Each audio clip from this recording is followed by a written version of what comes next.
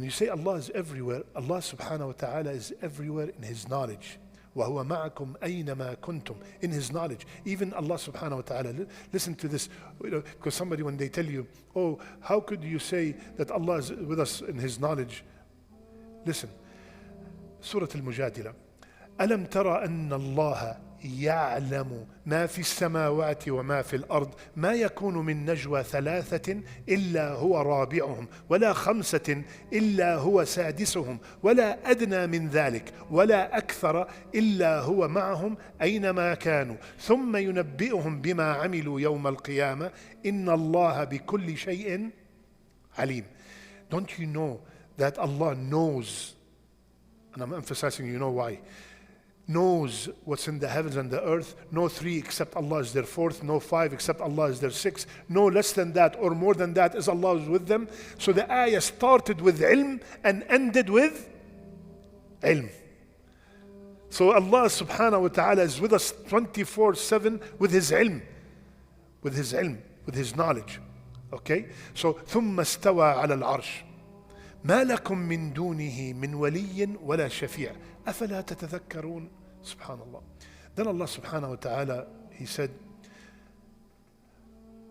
you have no wali and no shafi'a other than Allah. What does wali mean? In the Arabic language, when you say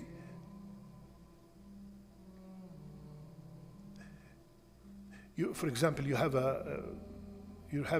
I'm sitting here and people are asking me questions. After Brother Imran finish, I say, Ahmed, next.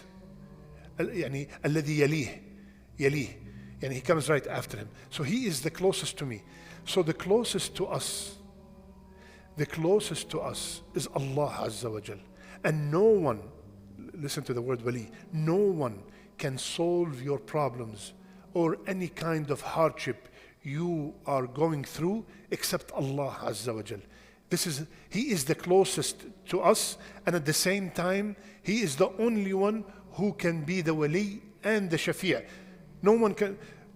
قُلْ لِلَّهِ الشَّفَاعَةُ جَمِيعًا. No one can make intercession to anyone on the day of judgment إِلَّا بِإِذْنِ اللَّهِ, without the permission of Allah subhanahu wa ta'ala. And look at this. Allah subhanahu wa ta'ala is telling us there's no wali for you other than Him, after He told me that He has created the heavens and the earth. So when I am making dua and I am going through any kind of hardship, whether it's physical, whether it's financial, whatever, any kind of hardship, Allah subhanahu wa ta'ala is telling me, I am the one who created the heavens and the earth and the mountains. You don't think I can solve your problem? Look how it came right after Allahu alladhi khalaqa as-samawati wal ard wa ma baynahuma fi sittati ayyamin thumma istawa 'ala al-'arsh. ما لكم من دونه من ولي ولا شفيع أفلا تتذكرون. يعني keep, تتذكر is from dhikra means reminder.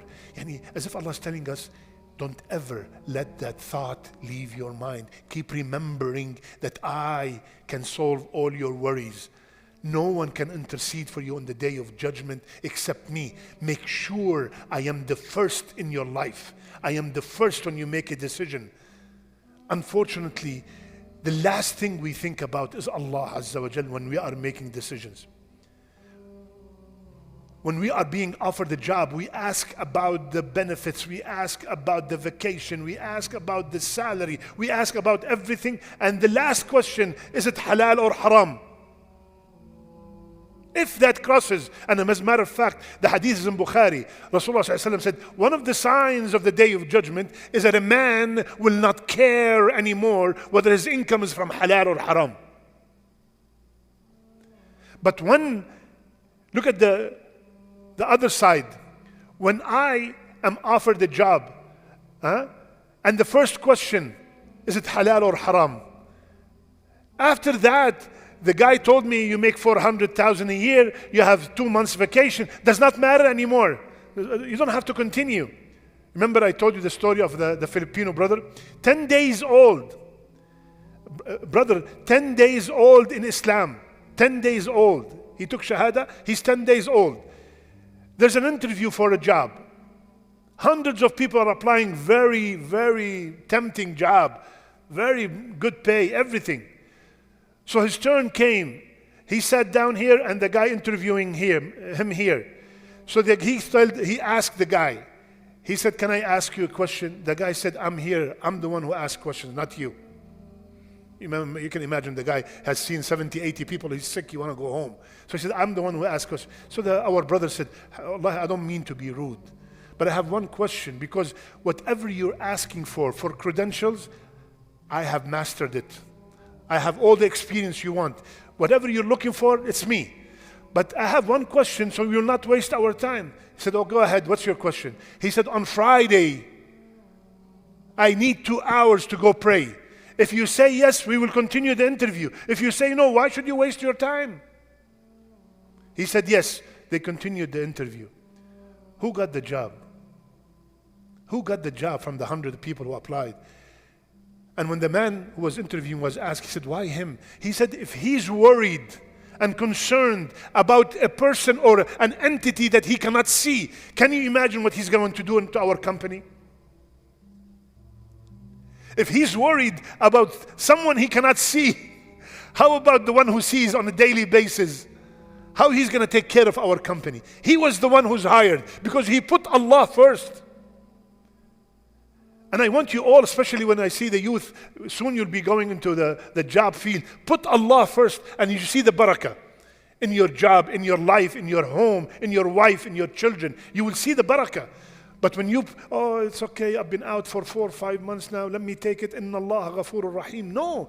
Who sent you that haram job? Allah sent you a test to see what, are you going to shake and fall? Or you're going to say, no matter how much they offer me, if there's no time for salat, the Razzaq is up there. Not this guy is the Razzaq. My rizq has been guaranteed for me. We struggle and strive about something that is guaranteed, and what's not guaranteed, we hardly do anything for. The rizq is guaranteed. Guaranteed. You take by the means, Allah promised that He's going to give you your rizq. Your rizq is guaranteed. If He provides for the smallest ant in the middle of the forest, in the darkest of nights, under the heaviest of rocks, He's going to forget you. But we panic. ما لكم من ولي ولا شفيع أفلا تتذكرون. Keep remembering all that all the time. I'm there with you. I can provide for you. Don't worry. Like I said the other day, you've been working for 10 years, 15 years. You lost your job for a month, you're panicking. You've been healthy for 50 years. You lost your health for 1 week. Now you're panicking. What happened to the 50 years? Remember all these things when we are going through hardship. Allah, remember, I repeated this 100 times. When I'm going through a hardship, 2 questions. Does Allah know about it? Yes or no? Can He solve it? Done. Go ahead and beg. That's it. If they told me there's a human being that knows about all my affairs, and they told me He's the only one who can solve it, I will be at the door knocking day and night. And the knocking, when it comes to Allah, is raising your hands, shedding your tears, and saying, Ya Rabb, Ya Allah, I beg you. You can hear me, but I cannot hear you. You can see me, but I cannot see you. But you know my problems more than myself. Ya Allah, I beg you with the best of your names to solve my problem. Done. Wallahi. And be patient and keep knocking. Keep knocking. Keep knocking. Don't stop.